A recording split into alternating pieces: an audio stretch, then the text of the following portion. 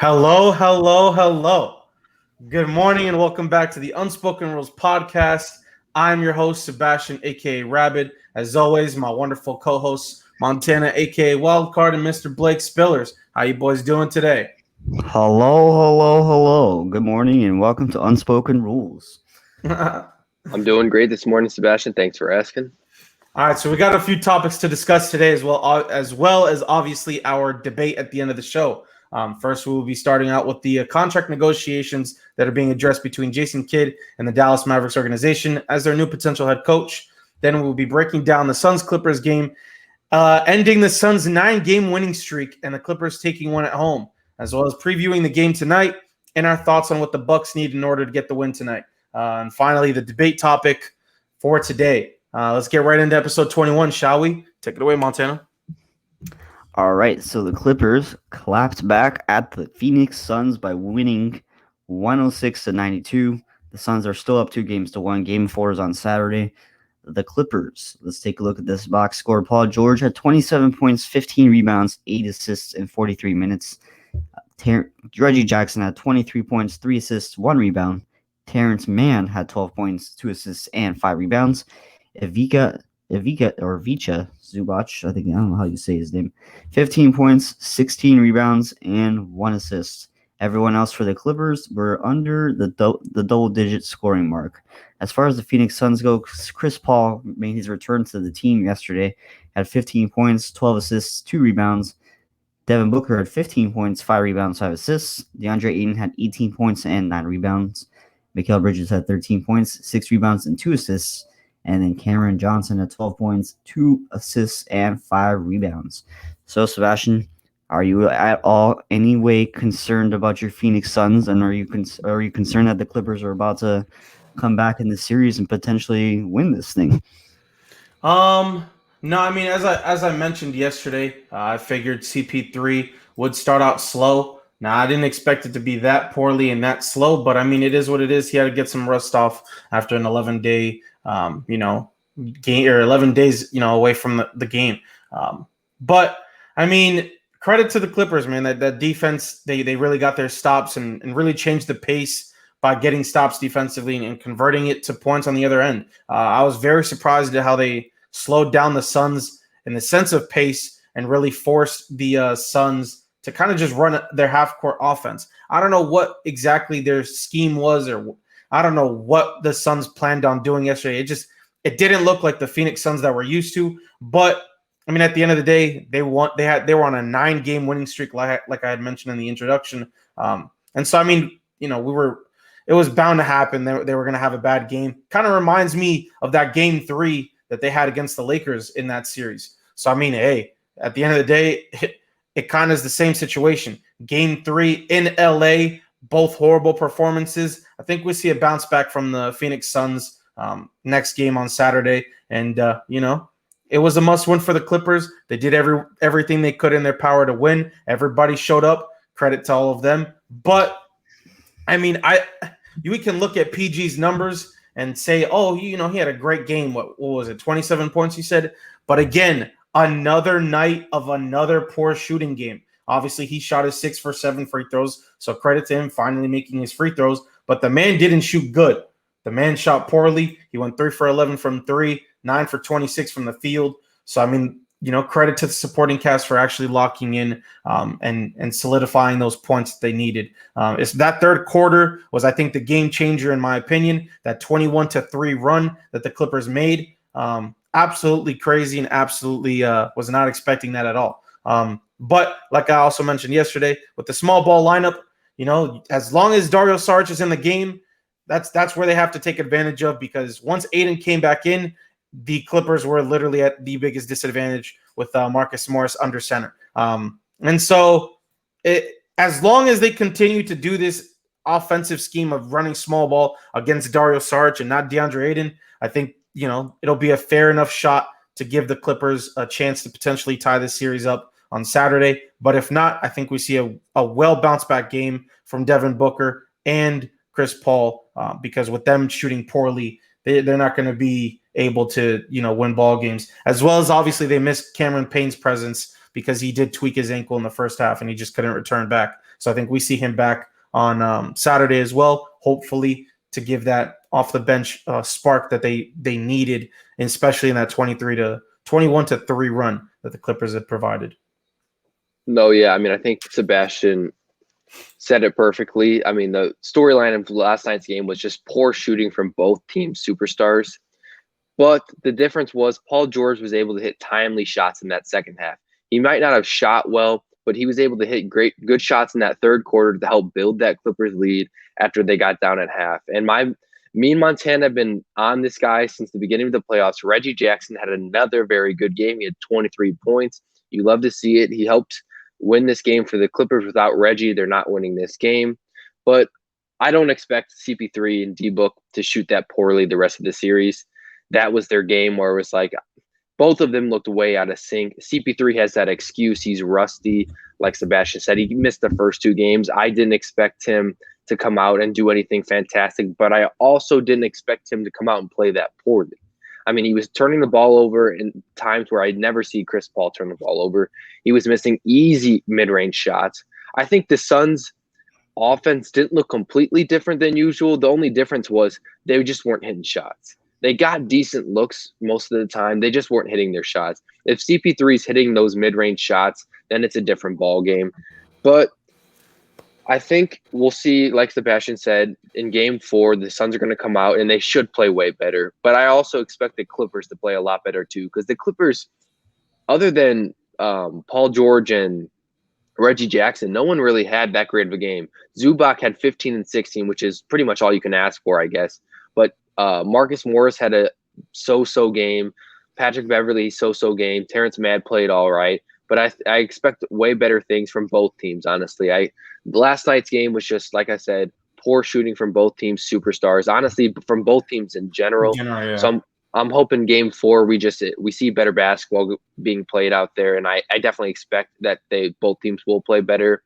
And I think the Suns will probably take Game 4 because, like I said in last episode, I just think without Kawhi, it's just too much of a hit for the Clippers because they're not going to be when Paul George is struggling like he did last night. He got lucky that CP3 and D-Book were struggling. Mm-hmm. But when CP3 and D-Book are on and Paul George isn't on, who for the Clippers is going to step up? Even though I'm huge on Reggie Jackson, he's just not that guy. He's not going to be able to go out there and do what Kawhi can do. And I think that's going to be the huge problem for the Clippers, which is filling minutes in for Kawhi Leonard. Montana? It's crazy to think, but the Clippers could really be up 3-0 in this series right now. They really could be. I still believe that the Clippers are going to win this series. I think that this is the second game in a row that Devin Booker has shot the ball really poorly, and I think that's because of the defense that the Clippers are putting on him now. They're playing a lot more aggressive than they did in Game 1. We saw a different lineup last night for the Clippers. I think we saw 4 guards on the floor plus Zubac at the center, which is crazy to think because the Suns are a little bit have more of a size advantage in that situation, but the Clippers took advantage of that well last night. But Reggie Jackson and Paul George played really well in that starting lineup. So did Zubac. Zubac did terrific yesterday. I know he played DeAndre Ayton really well defensively and offensively. He had 15 points. Is great. He cleaned up on the boards, 16 rebounds. So did Paul George at 15 rebounds. But besides that, I liked this Clippers starting lineup yesterday for the defense that they had put on and the pressure they put on the Clippers players. And it was just interesting to see because I feel like with Chris Paul coming back, everyone was saying that, oh my gosh, this is going to be such a huge thing for them. It's going to be an advantage. But I think it changed the way the Suns played their offense yesterday compared to what games 1 and 2 when they were more focused on DeAndre Ayton and getting him the ball on the low post. That was something I didn't really see as much yesterday. But I still believe that the Clippers are going to tie this series up in Game 4 on Saturday. There is no reason to change my mind otherwise because all these games have either been close or the Clippers, as yesterday, blew them out yesterday. I still think the Clippers are the better team here in the situation even without Kawhi Leonard, just because I think they have a better coach in Ty Lue compared to Monty Williams. I believe he makes the best adjustments for the squad. Who knows? Maybe Monty Williams will make some adjustments going forward. But besides that, I like how the Clippers play with heart. They play with tough defense. Offensively, they're doing just enough to get the job done. And this is not. I never thought of the Clippers as, oh my gosh, this is a great defensive. This is a great offensive team that they're gonna. Each player on this squad is gonna drop 25 plus. And no, that's not how I saw it. I saw the Clippers as a great defensive team that is going to be able to put up enough offense to get the job done, and that's what the Clippers are. Sebastian? I mean, at the end of the day, the game overall was obviously heavily favored by the Clippers, especially in that third quarter, like I mentioned.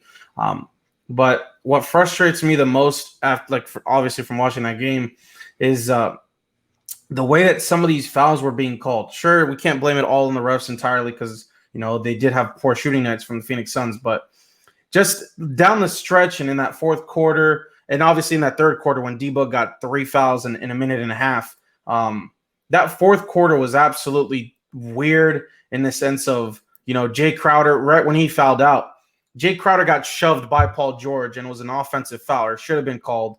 And then down the very, like the second after they missed that call, Jay Crowder closes out on PG and just has his hands on him, and they call him for that foul, which ended up resulting in him in getting fouled out.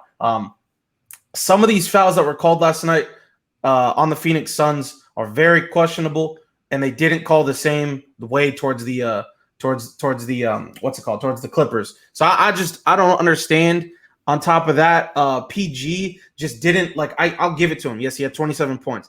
But PG just looked like he was complaining more. He looked like a LeBron James.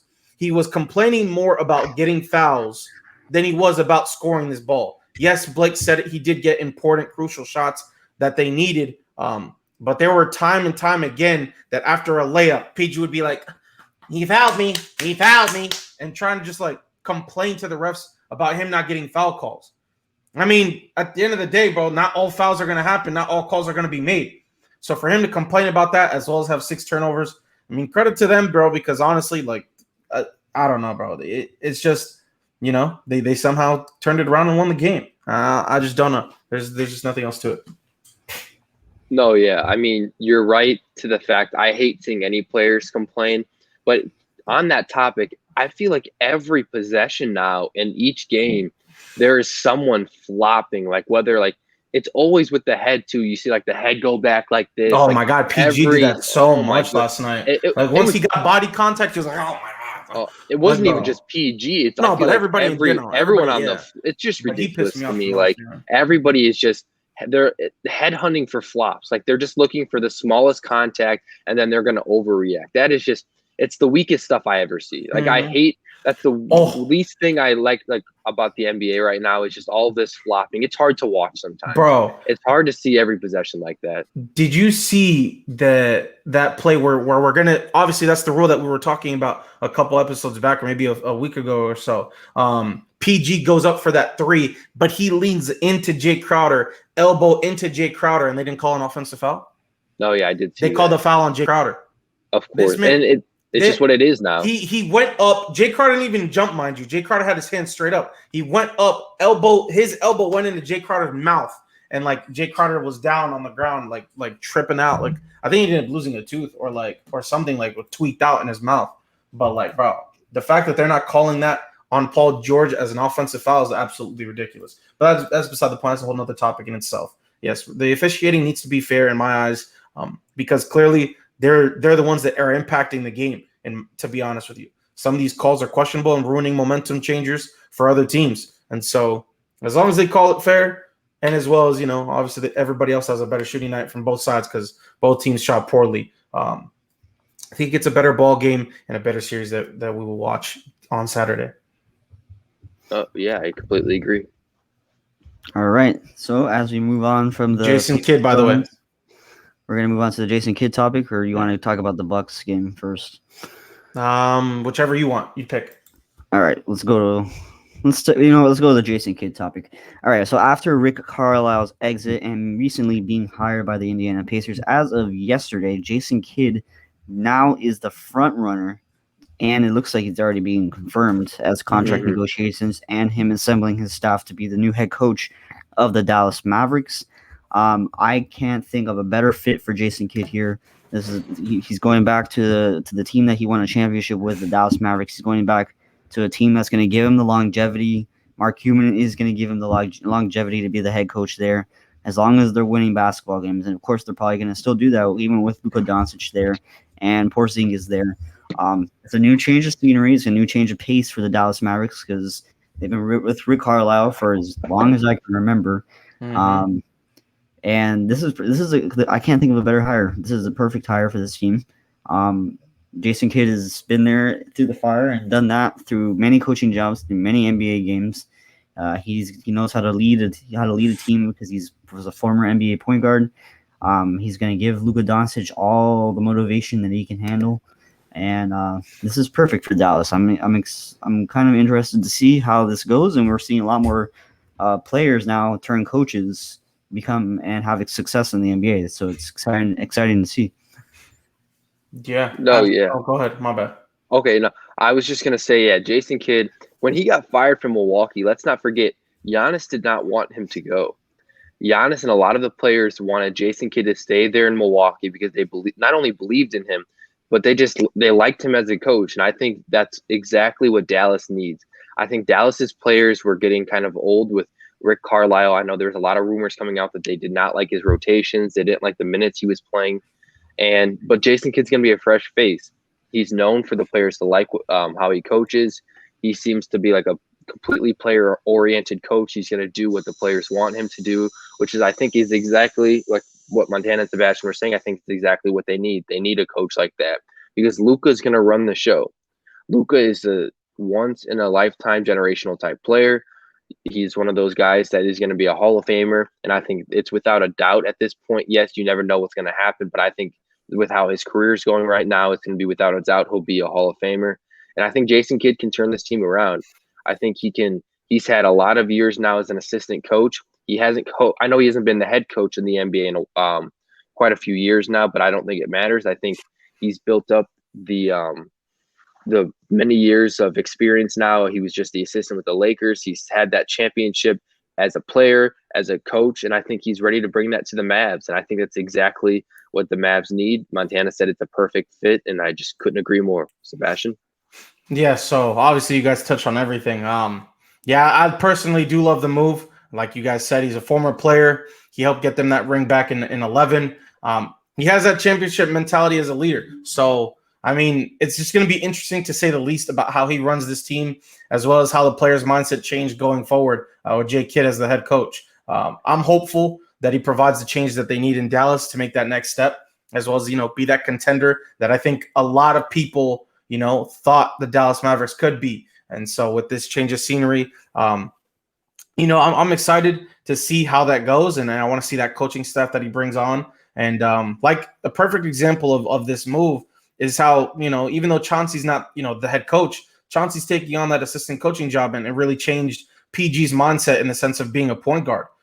PG said that Chauncey Billups has really helped him a lot to improve his game as a guard in that mindset of being a point guard and distributing the ball with Kawhi being out. He really facilitated that ball, and he has been clearly the past couple games with Kawhi being out. So I think we're going to see that with Luka Doncic and Jay Kidd. He's going to provide that insight from a point guard's perspective and give that ability to Luka, to even grow his game even more and potentially even help this team win even more ball games and make deeper pushes into the postseason. All right. I think we said our piece here on this topic. So we are now going to move on to the next topic of today's show. Before we get into our preview of the Milwaukee Bucks and Atlanta Hawks Game 2 of the Eastern Conference Finals, I want to talk about the combined no-hitter last night that the Chicago Cubs threw against Los Angeles Dodgers. This is the 7th no-hitter of the MLB season, which is kind of crazy to think about. There hasn't been this many ever, I don't think, in an MLB season. And this is all happening before the month of July. We had a combined no-hitter from the Chicago Cubs with Zach Davies. We had Ryan Tepera, Andrew Chafin, and Craig Kimbrell, all 9 innings of work. So, Blake, as a fellow Cubs fan here, how do you feel about this as a fan, and where do you see this as is this going to be the new trend for the MLB? Are we going to see a lot more no-hitters now, Or are we not going to see a lot of no-hitters now? What do you think about it? Well, first off, I mean, I'm obviously congratulations goes out to the Cubs for throwing a no-hitter. And of course, I love to see it against the Dodgers of all teams because I'm not a huge fan of the Dodgers. But I don't think we're going to see, now that the banned substance, like we talked about in last episode, I don't think we're going to see that. I think that's where the enormous amount of no-hitters were coming from originally. Pitchers had that sticky substance that was helping them gain control, throw the stuff that they wanted. But I think, this from the Cubs' perspective, this is, I mean, the Cubs have struggled with bullpen pitching for the last 3 or 4 years, and I think they have finally found not only their closer in Kimbrel, but their setup pitchers now. Ryan Tepera and Chafin have been having great seasons so far for the Cubs, and it's just it's a change of story for the Cubs. For the last 5 years, it's been their starting pitching, which has been the strength of the Cubs pitching. And now it's a complete 180, and now it's their bullpen. And I think this is exactly what the Cubs need to continue to do: get 6 to 7 innings out of their starting pitcher, and then go to the guys that have been getting us the wins from so far this season. Hey man, at the end of the day, credit to them. They did their thing. I just had to pull it up really quick, and damn, bro, 6-inning pitches. And 94 pitches he threw with 58 strikes. Hey, man, credit to that dude. He did his thing. He had 4 strikeouts, too. They turned up, and they got what they needed from him in his little 6-inning performance. So credit to them boys for getting that no-hitter or combined no-hitter. Yeah, so another follow-up question. As we look at the Cubs going forward, I believe they're first place in the division, if not they're second. First in the NL Central now, I think. Yeah, with against the Milwaukee Brewers are right on their tails. Do we see the Cubs become buyers, or because I know they have a lot of free agent and pending free agents coming after this season? Do we see them potentially being buyers to make a run at the World Series title this year? Maybe look for a starting pitcher on the market, or maybe even an extra bat or something like that, because we've had a lot of injuries to our hitters this season. Or do we see them maybe become sellers at some point, knowing that they're not going to re-sign everyone? It's better to get someone for a person that's going to leave now than let them walk later. What do you think about this, Blake? Well, honestly, I think the Cubs are going to be buyers in this. I mean, if they were struggling more than they were so far, I mean, they're first in the NL Central. I can't see them being sellers. They might not go all in on necessarily a push for the World Series like they did back in 2016 when they made a bunch of trades in the during the trade deadline. But I definitely don't see them being sellers. We could see them definitely adding maybe one more bat and a starting pitcher, but I wouldn't expect them to go out after any crazy big names like we have seen them do in previous years. But yeah, I definitely see the Cubs being buyers because you're first in the NL Central. You've been playing well recently. There's definitely no reason to be sellers. You've got right now, I mean, the baseball season has been a very up and down for most teams. I mean, I haven't seen a straight consistent season from almost any team out there in the MLB this year. So I think if you're the Cubs, you look at yourself and say, guess what? We've got a shot to win the World Series. We don't need to necessarily do anything crazy to change this team around. Add maybe 1 or 2 names, like I said, not any big names necessarily. Just get yourself a decent, maybe like third starting pitcher. You get yourself another bat, and you could see the Cubs definitely make a run. I mean, all that matters is who gets hot at the end of who gets hot in September, who gets hot in October. That's all that really matters. And if you can build off momentum, which I hope the Cubs can do, then we could definitely see the Cubs contending for a World Series this year. I mean, shoot, y'all hit it on the coffin, you know what I'm saying? I don't like the Cubs, nor do I care about them, to be honest with you. But credit to them, like you said. I don't really think they need to do too much. I mean, maybe just add that pitcher like you mentioned and maybe a hitter. But other than that, there's not much to it that the Cubs really need to do. I mean, shoot. You guys said that they're first in the NL Central. I mean, I'm looking at this joint, bro, that they're tied for first, if you want to be real. I'm looking at this, and they got the Brewers over the Cubs right now. But, yes, you're not wrong. They're both tied. But still, I don't think there's anything much that they can really do. I think they're doing as much as they can, providing all the wins that they need to. Maybe get another 2 people, maybe a pitcher and a hitter, and call it a night. Yeah. Yeah, we could see. Like, I see that some of the Cubs hitters, I know, like Javier Baez and Wilson Contreras, they're not having great years hitting the baseball. But Anthony Rizzo and Chris Bryant or Anthony Rizzo is starting to come on a little bit now than he was at the beginning of the season. But Chris Bryant has started to fall off in this last month from that hot start that he had at the beginning of the season. I still feel like we could use an extra contact hitter. I would like to see Nico Horner make a return back to the lineup at some point. I know he's having a lot of problems staying on the field at the moment.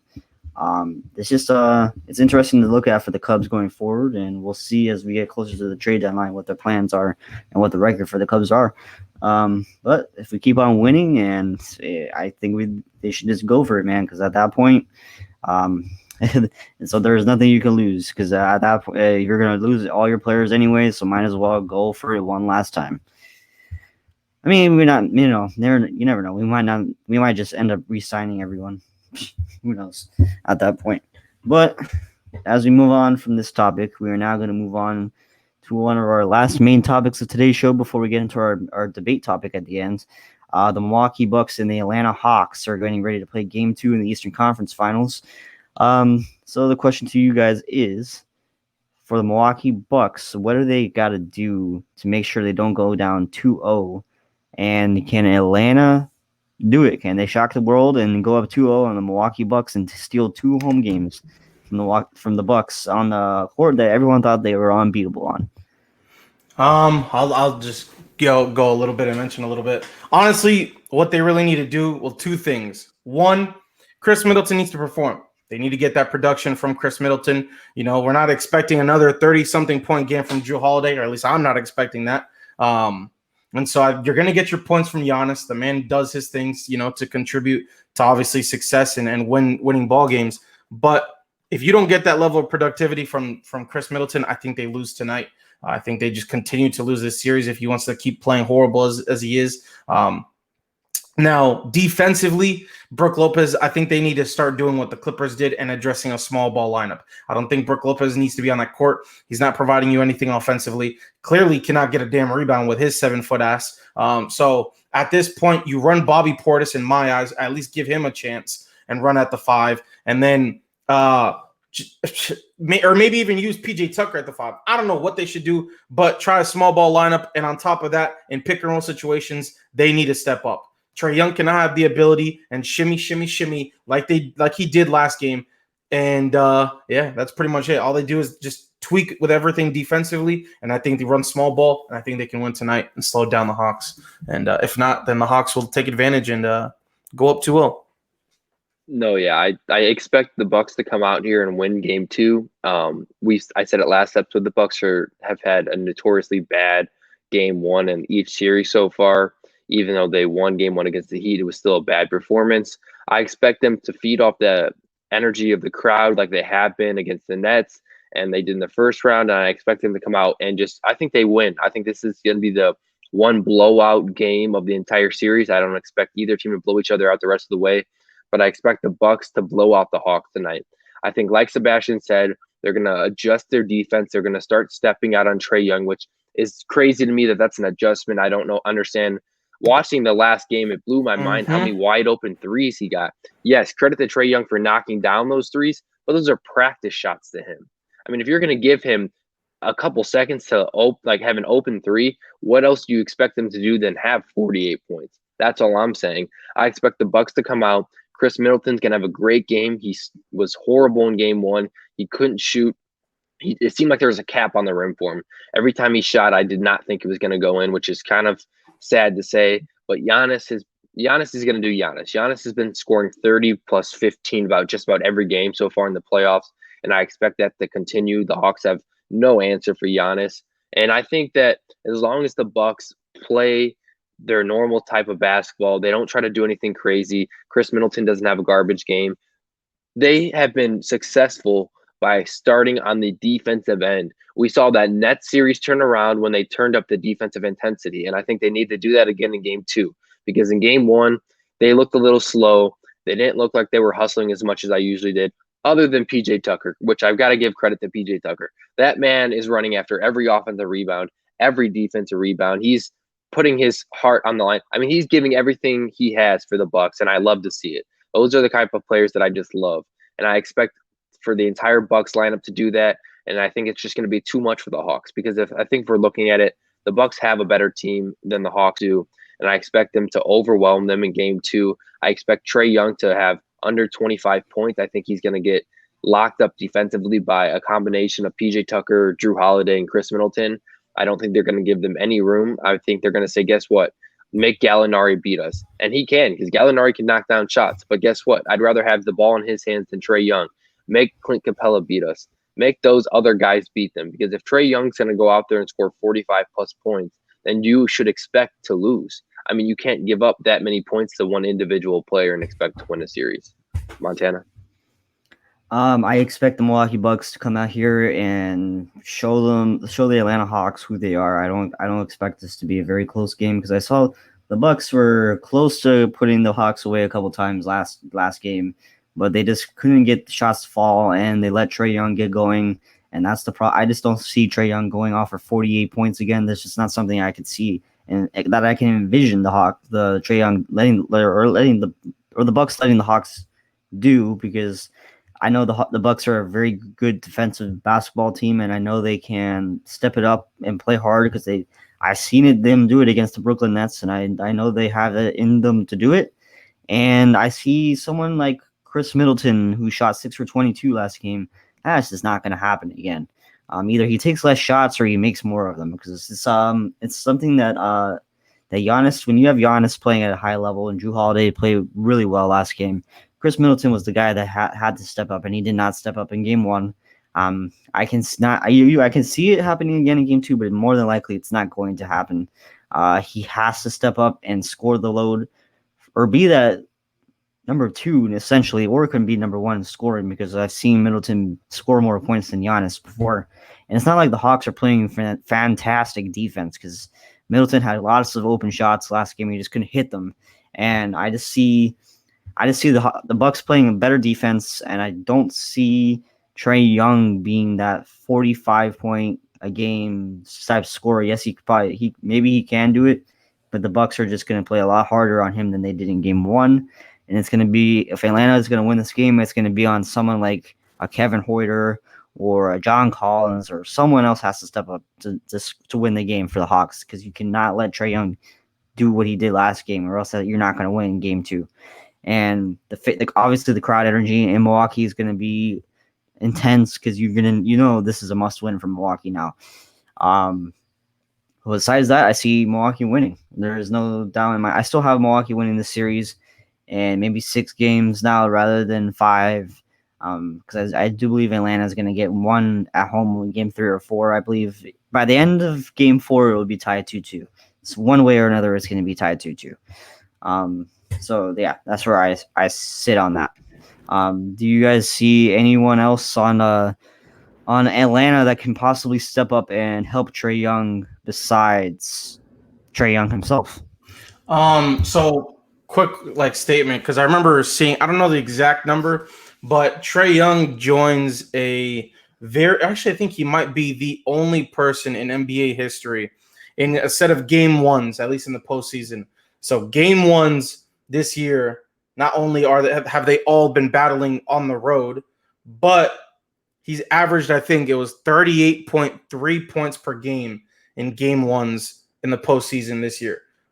Credit to him, because that's absolutely insane. And yes, they have won them, but if you've noticed, they've also immediately lost every single game too. So although I had the Hawks in 6, I think they lose tonight. Somehow, some way, it's just clearly in their resume of the postseason so far. They win that first one and then lose that second game. So I think we see an L today from the Atlanta Hawks. If not, then I'm just going to be absolutely shocked, and I'm just going to shut up. But to answer your question, I think Bogdan needs to step up, even though he's still battling with that injury. I think Kevin Huerter needs to step up in the sense of to help Trae Young. And other than that, I mean, John Collins had a great game. You know what I mean? Like, John Collins is there performing and basically balling out for this contract that to prove to Atlanta that, he's worthy of it. And they should look at potentially re-signing him, because he clearly has that chemistry with Trae Young. And it seems like now he wants to be there more than ever. So I think if anything, he's playing for that contract and playing to prove his worth in Atlanta. So getting that productivity from everybody on that squad, it's a team sport, it's a team game. At least that's how Atlanta sees it. I think they're going to get their production from everybody to help Trey out to continue to push for this potential finals appearance. No, yeah, I think Sebastian answered the question perfectly. And I just want to add one last thing before we get into that debate topic. Shout out to Trey Young, because I think he is now the leader in most points in the first 10 playoff games. So I believe I saw that yesterday. I'll go check it just to make sure. But yeah, shout out to Trey Young for doing this thing and proving me wrong, because I'm not going to act like I was huge on the Hawks. I'm not going to sit here and act like I've been huge on Trey Young, but they've continued to prove me wrong. So all credit due to the Atlanta Hawks. Alrighty, so I believe we all have the Bucks winning tonight's game, I believe. So we are now going to move on from this topic. Reminder, the game is at 8:30 Eastern Time on TNT. So we are now going to move on, and we are going to get right into this debate topic that we have amongst the three of us. So today's topic of the day is, who are your top NBA players currently, top 5, and why do you have them at that selection or even that spot? So I'm gonna let Sebastian go first. No, I'm last. I'm last today. I'm last today. I'm last. Go ahead. Blake, you want to go first? Yeah, I'll go first. Okay, so are we gonna go in? Do you want 5 in order, or like 1 through 5? Go or do you just want 5 any up. five? Go 5 up. Go 5 up. 5, 4, 3, 2, Okay. 1. All right. So this number 5 is already gonna stir up some controversy. But at number 5, I've got my boy Dame Dalla, best point guard in the league. No hate to Steph Curry, but I think Dame is got the reins now. He's the best PG. And at number 4, this could also be controversy, not because he's there, but because of how low he is. I've got LeBron at number 4 on my list. And then at number 3, I've got Giannis coming in. Big man for the Bucks. He's been huge in the playoffs. He's had great regular seasons. Number 2, I've got Jokic. MVP of the league this year. I think he's going to come out and he's going to show it next year that it wasn't a fluke of a year.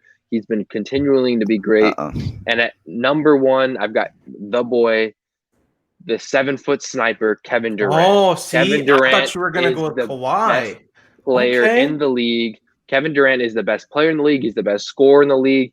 He is the man. And that's why I've got him at number 1. And I guess do you want me to further explain the list before we get onto your list, Montana? Yeah, sure.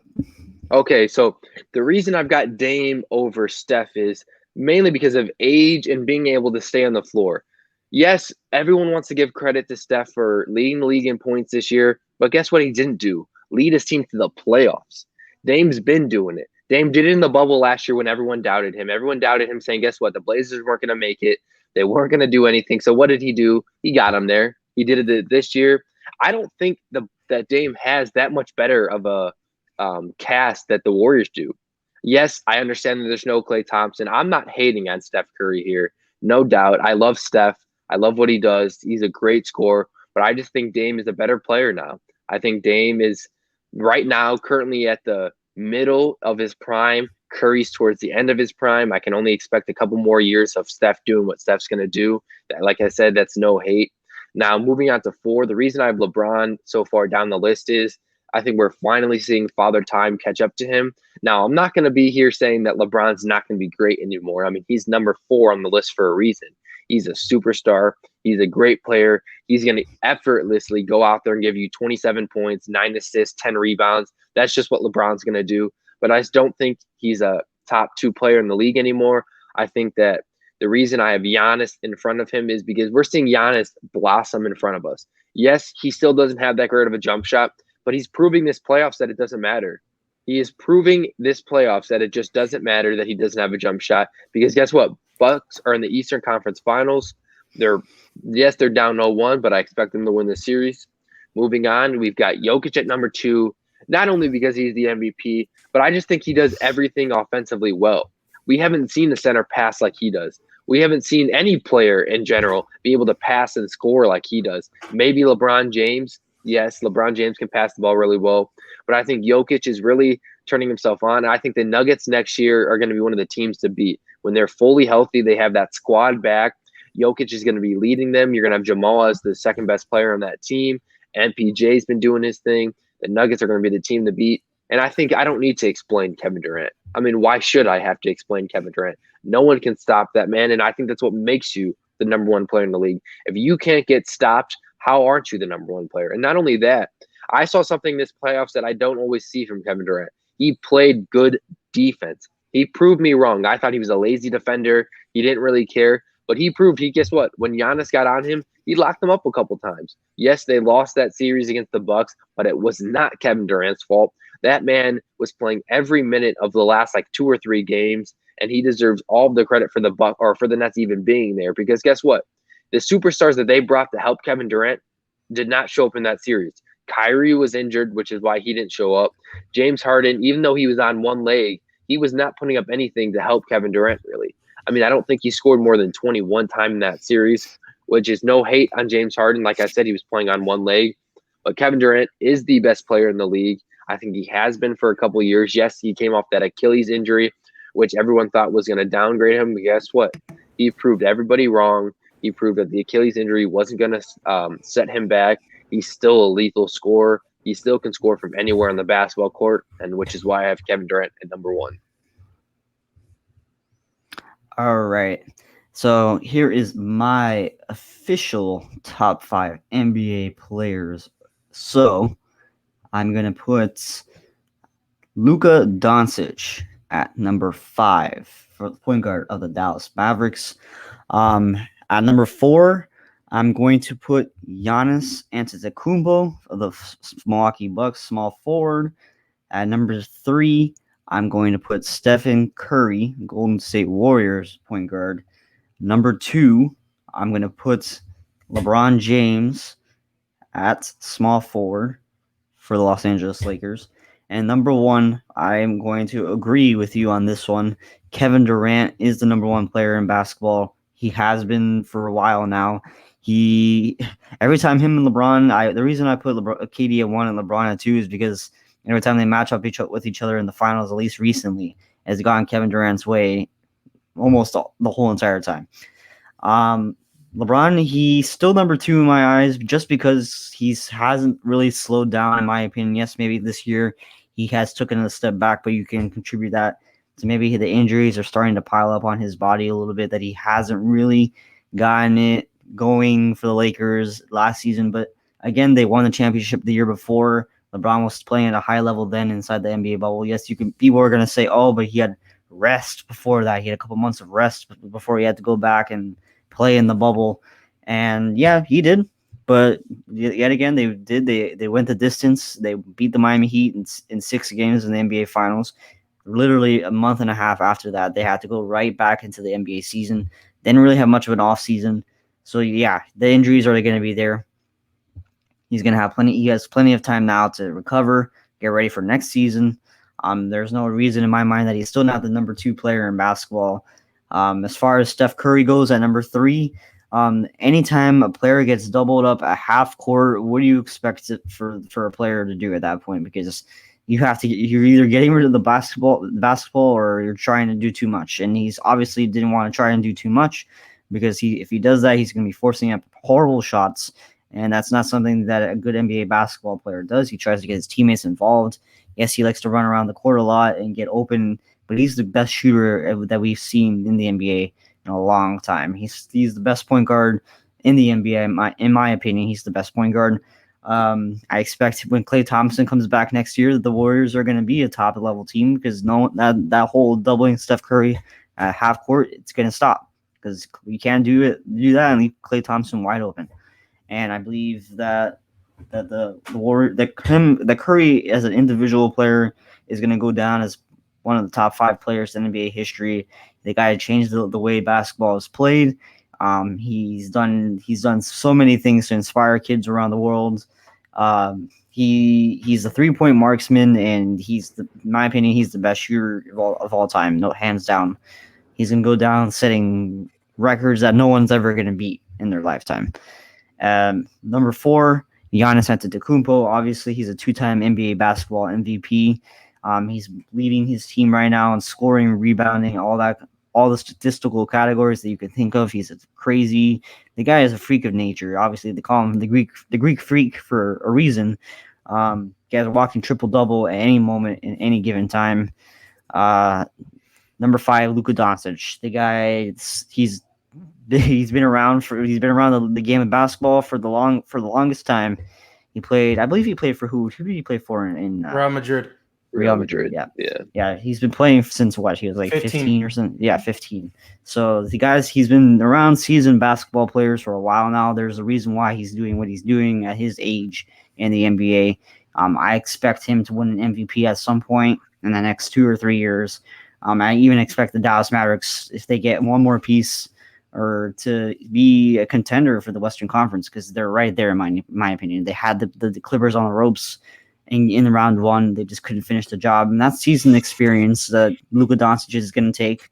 That he's lost 2 times now the last 2 years to the Clippers in round 1, but I expect that to change. And yeah, that's my top 5 list right there. Sebastian, what do you got? This is a very controversial list. All right. Now, this was a hard number 5 spot. It was either going to be Dame Dalla or Nikola Jokic. Yes, I understand Jokic is dummy low on that list, but I didn't know who to put, so I went with my man Dame Dalla for the simple fact that he's Dame Dalla. The man needs some help. You know what I'm saying? With Jokic, he's going to have Jamal Murray come back, and he has MPJ with very high ceiling coming in, on that squad. Now, Dame, the man doesn't got no help. It's clearly CJ McCollum. That crap does not work. That needs to go. And so I think Dame carrying that load, doing what he does and what he has done with absolutely zero help, deserves to be in the top 5, which is why he is my number 5th spot. Now, number 4, like Montana mentioned, Luka Doncic. All right. Yes, he's not number 5. Wow, my bad. He's number 4. All right.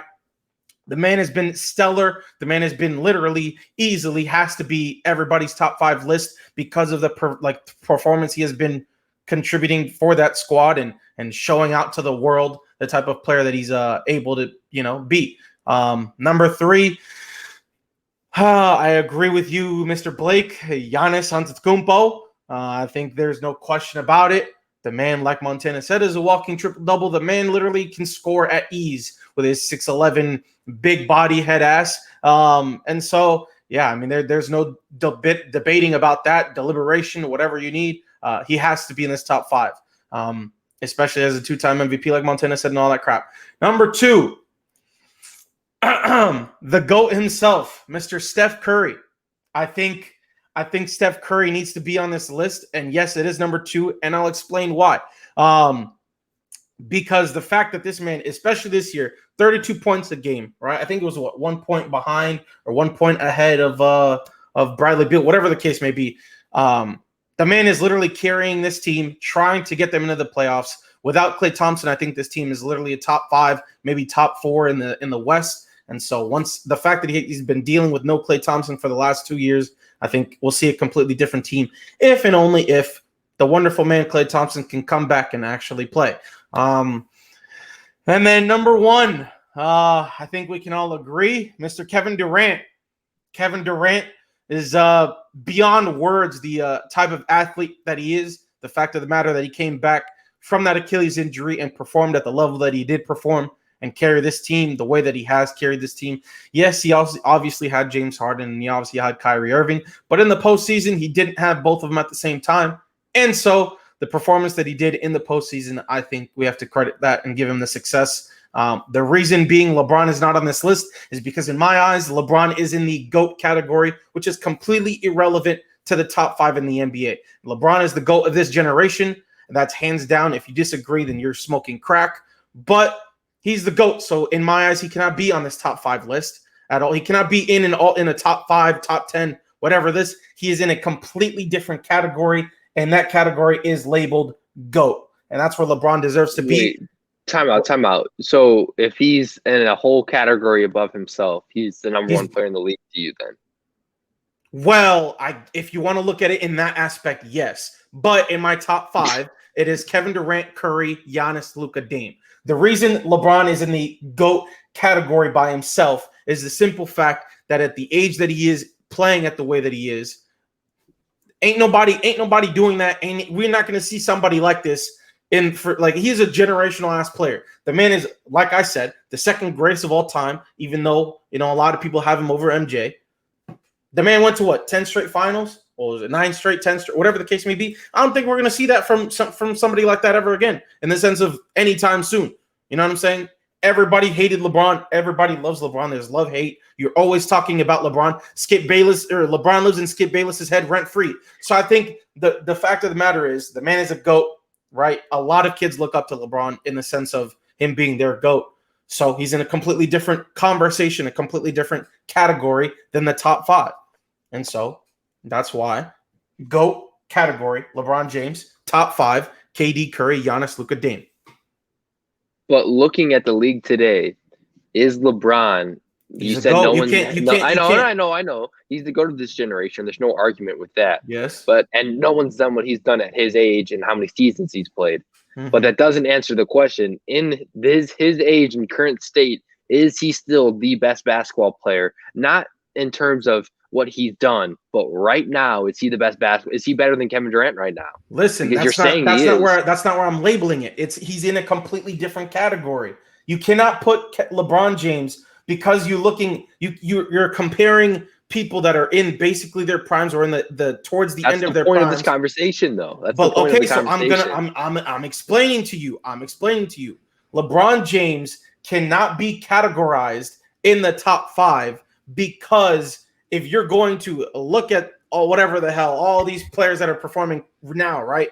If you're going to look at all of this, LeBron has taken a step back in his role and has had to deal with Anthony Davis and giving Anthony Davis the reins of the Lakers team as a whole. So LeBron James, as great of a player as he is, needs to be categorized elsewhere because, in my eyes, this is all obviously my opinion, he's the greatest player to touch the basketball right now in a 20-year span. So, with that being said, the man cannot be categorized anywhere else. GOAT conversation, period. Montana, I think what I'm hearing is Sebastian right now does not have LeBron in his top 5. Oh no, LeBron is mine. Okay, fine. Okay, go ahead. Continue talking. Go ahead. I was gonna say it just seems like you're having an excuse to not put him in your top 5, but you're saying he's in a different category. But then you're also saying that players right now are in better in their prime, but you can't compare it because he's older. But that's the point of the conversation. Like, you either got him in your top 5 or you don't. I don't want to hear this. Oh, if he's in another category, then he's your clear number 1, in my opinion. But it sounds like he's not your clear number 1 best player in the league. He's in a different conversation. He's in a different conversation. It's plain and simple. He's in a different category. Period. So some notable snubs that we have off our list at the moment. We have Kawhi Leonard, that is not on their top 5 list. Another guy on my not top 5 list is Damian Lillard, Nikola Jokic. We could even look at guys like Jason Tatum, Bradley Beal, Devin Booker. Some notable snubs here. What do you guys think? Do they have any shot to crack the top 5 at any point? Yes. I don't think that a couple of those players you just named, I don't think D-Book is a top 5 player right now. I think there's an argument for him to be made for top 10, 100%. But top 5, I don't think he even has an argument at this point. Not yet. I think he will be later on in his career because D-Book is a bucket. He's a great player. He's proving that right now. This series he hasn't played well yet other than game 1. But the rest of the playoffs he has. But I don't think he has an argument for top 5. Not yet, at least. Kawhi Leonard doesn't have an argument? I don't know. Kawhi's difficult to read because Kawhi, yes, people are going to hate on him for sitting out a lot of games for rest management. He's been injured now in the playoffs, sadly, which is affecting how the Clippers are playing. I think he has an argument to be in top 5 for sure. But for me, I think if we're looking at impact that they have on the team, look what the Clippers are doing without him. I don't want to discredit Kawhi because they're definitely a better team with Kawhi playing than they are without him playing. But the Clippers are playing good basketball. Scratch that. They're playing great basketball without him. We're seeing the Clippers being able to win games against the best teams in the league without their so-called best player. So for me, if you are a top 5 player in the league, if you remove yourself from a team, that team should be much worse, in my opinion. If you're a top 5 player and you get removed, my top 5, you remove Kevin Durant from the Nets. They don't do nearly as well. You remove Jokic from the Nuggets. They're a first-round exit easily. You remove Giannis from the Bucks, first-round exit. You remove LeBron from the Lakers. Maybe they're not in the playoffs. You remove Dame from the Blazers. They're definitely not in the playoffs. But right now, as the Clippers have removed Kawhi Leonard from their lineup, well, I shouldn't say they removed him. He's injured, so he's not in their lineup. They're in the Western Conference Finals. They beat the Jazz without Kawhi Leonard in the last 2 games. They just beat the Suns in game 3. They had a chance to beat them in game 1 and game 2. They kind of choked both of those games off. So my opinion is Kawhi's just not a top 5 player. Not right now. I think he's a top 10 player 100%. But to be a top 5 player, I don't want to discredit him because the Clippers are having success without him. But I think that just proves that he's just not a top 5 player right now. Sebastian, what are your thoughts on that? I mean, yeah, like in my list, you take Curry away from that squad, they're not making the playoffs, which they didn't anyways. You take Giannis off that, like Blake said. For example, Luka, you take him off that squad, they don't. Dallas doesn't make the playoffs. That's what I'm saying. They don't make that playoffs. So with Dame, you already said it, Blake, and then obviously you already said the same thing with KD. There's just nothing really else to address. Kawhi, I was gonna put him at 5, but then it's like I thought about Dame, and so with how the Clippers are playing, at least they're proving that honestly that team shouldn't be what they finished 4th. Well, they're number 4 seed right now, or were they 5th? The Clippers? Yeah, I think they were the 4th seed. The 4th seed. I think. Yeah, so I think we're clearly seeing that Clippers team should have finished 1 or 2, and they just decided to tank the last couple weeks of the season, and so they got a better matchup. And so they're proving to the NBA that they are the better team, and they should have been the better team. They're just, they tweaked it and decided, let me just get that Dallas Mavericks matchup round 1. Yeah, but they almost blew that, so this doesn't make any sense. But okay. They didn't. But they didn't. I guess they did not. I guess they did not. Alrighty, I guess that's going to be it for our top 5 NBA players topic. Obviously, there is a lot of other NBA honorable mention snubs that were left off our top 5 list. Let us know in the comments who you think could be off our list and who should be on the list. But besides that, I think that's going to be it for today's show of Unspoken Rules number 21. If you guys haven't followed the podcast on audio platforms like Spotify, Apple Podcasts, please do so. Leave a rating and review on the show. If you guys are watching later on YouTube, subscribe to the channel, leave a like, and comment on the video. It helps us with this crazy YouTube algorithm that the system is in place here. But besides that, you guys can find me over on Instagram and Twitter at WildcardMovies. Sebastian, where can they find you? Rabbit FL everywhere. And they can find me at Blake Spillers everywhere. That's going to be it for today's show of Unspoken Rules. We will see you guys on Monday for episode 22. But besides that, this is Montana signing off, and I will see you guys later. Yep. See you guys.